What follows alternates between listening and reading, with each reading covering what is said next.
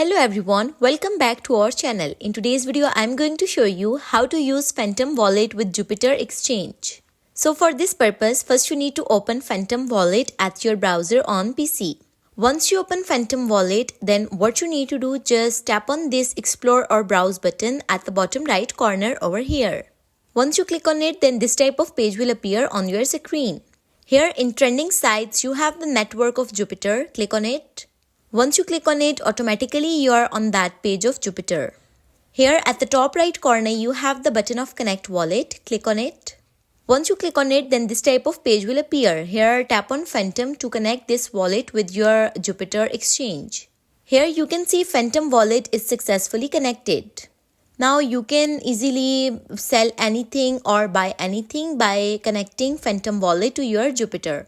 So this is the easiest and simplest way to use Phantom Wallet with Jupiter Exchange.